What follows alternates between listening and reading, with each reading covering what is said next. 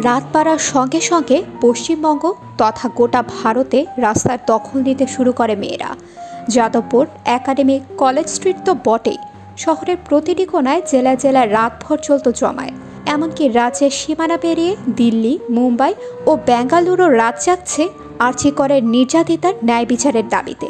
সবার মুখে গর্জে উঠছে we want justice slogan. Kolkata থেকে কুচবিহার, বনগাঁ থেকে বেহালা, সর্বত্রই রাতের রাজপথ চলে গেছে মেয়েদের দখলে। বয়ানার ফেস্টুন হাতে পথে নেমে পড়েছে শত শত নারী। তাদের সঙ্গ দিচ্ছেন পুরুষরাও, কারো হাতে মশাল, কেউ জ্বেলেছেন মোবাইলের টর্চ। প্রত্যেকের দাবি একটাই, আর্জি কর কাণ্ডে সুবিচার চাই। মশাল হাতে রাত দখলের আন্দোলনে ঝাড়গ্রামের নারীরা। আর্জি করের ঘটনার বিচার চেয়ে গর্জে উঠছে স্লোগান।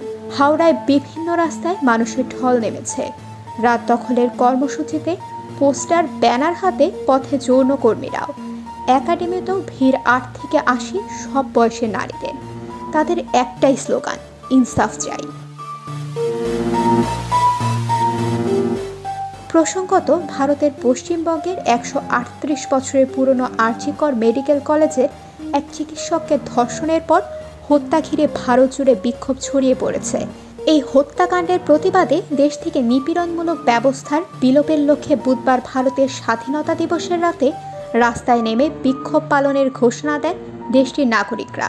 মেয়েরা রাত দখল করো নামের এই বিক্ষোভ কর্মসূচি ভারত জুড়ে পালন করার ঘোষণা দেন বিক্ষোভকারীরা। ইতোমধ্যে ভারতের বিভিন্ন প্রদেশে এই আন্দোলনের সমর্থনে বিক্ষোভ সমাবেশ শুরু হয়েছে।